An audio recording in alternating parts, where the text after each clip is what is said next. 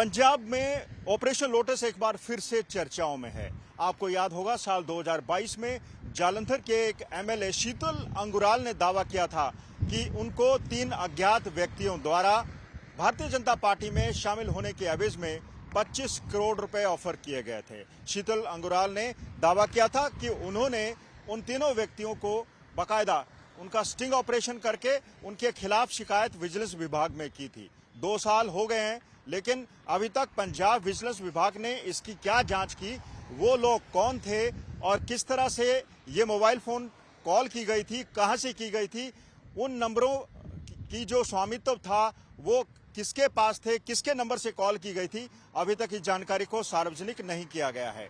स्वयं भारतीय जनता पार्टी के नेताओं ने भी इस बीच में मांग की थी कि विजिलेंस विभाग उस जांच के बारे में खुलासा करे। क्या ये सचमुच इस तरह की कोशिश हुई थी या फिर ये बातें मनगढ़ंत थी? ठीक 2 साल बाद अब एक बार फिर से पंजाब में ऑपरेशन लोटस चर्चाओं में है। शीतल अंगुराल अब भारतीय जनता पार्टी में शामिल हो गए हैं। अब भारतीय जनता पार्टी में शामिल होने के बाद वो दावा कर रहे हैं कि जो भी उन्होंने आरोप लगाए थे वो सही नहीं थे, उनके ऊपर दबाव था कि इस तरह के आरोप लगाएं। दिलचस्प बात यह है कि शीतल अंगुराल के दावे के बाद पंजाब में आम आदमी पार्टी सरकार ने फ्लोर टेस्ट भी करवाया। इस मुद्दे को ठीक उसी तरह से गरमाने की कोशिश की गई ताकि लोगों को यकीन हो कि बहुत बड़ा ऑपरेशन लोटस पंजाब में चल रहा है। यह भी दावा किया गया था कि कम से कम 20-25 एमएलएस को खरीदने की यानी हॉर्स ट्रेडिंग की कोशिश की गई। दावे 2 साल बाद भी दावे ही हैं, क्योंकि अभी तक विजिलेंस विभाग की कोई जांच इसमें या तो बढ़ी नहीं और अगर हुई तो उसे अभी तक सार्वजनिक नहीं किया गया है। 2 साल बाद ऑपरेशन लोटस एक बार फिर सुर्खियों में है। शीतल अंगुराल भारतीय जनता पार्टी में शामिल हो गए, उनके साथ शामिल हुए हैं सुशील रिंकू, और इसके बाद आम आदमी पार्टी के 3 और विधायकों ने, जिसमें अमनदीप मुसाफिर, राजेंद्र कौर और गोल्डी कंबोज शामिल हैं, उन्होंने एक बार फिर से दावा किया है कि पंजाब में एक बार फिर से ऑपरेशन लोटस चलाया जा रहा है। अब की बार मोबाइल फोन की कॉल साइप्रस से आई, विदेश से आई, और उस कॉल में इन तीनों एमएलएस को अलग अलग रकम देने की बात की गई। गोल्डी कंबोज ने कहा उनको 20 से 25 करोड़ रुपए ऑफर किए गए।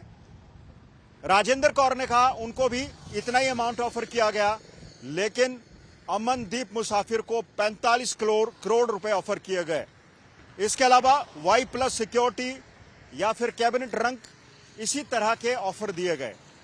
एक बार फिर से ऑपरेशन लोटस के आरोप भारतीय जनता पार्टी पर लगाए जा रहे हैं। सच्चाई क्या है? क्या पहले जब 2 साल पहले ये आरोप लगे थे उसका क्या नतीजा रहा?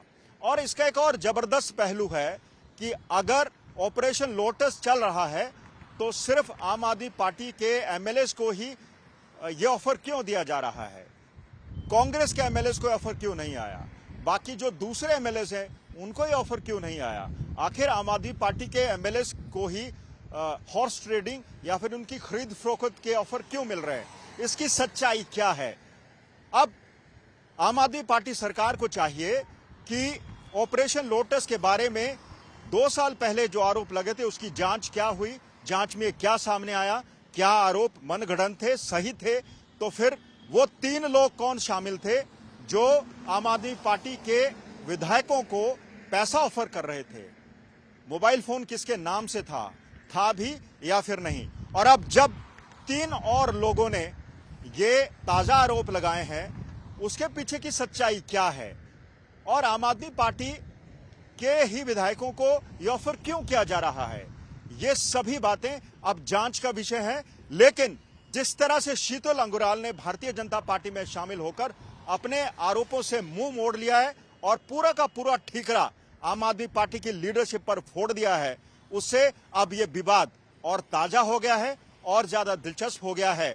जरूरत है कि सरकार अपना पक्ष साफ करे, क्योंकि ये आरोप चुनाव के समय लगते हैं और एक ऐसे समय में लग रहे हैं जब आम आदमी पार्टी के सुप्रीमो अरविंद केजरीवाल की गिरफ्तारी हुई है, उनके खिलाफ भी जांच चल रही है। देखना दिलचस्प होगा कि अब आम आदमी पार्टी के जिन 3 विधायकों ने ये आरोप लगाए हैं उस पर पंजाब की आम आदमी पार्टी सरकार क्या कार्रवाई करती है। कैमरा पर्सन अमन गुप्ता के साथ मंजीत सहगल, चंडीगढ़, आज तक।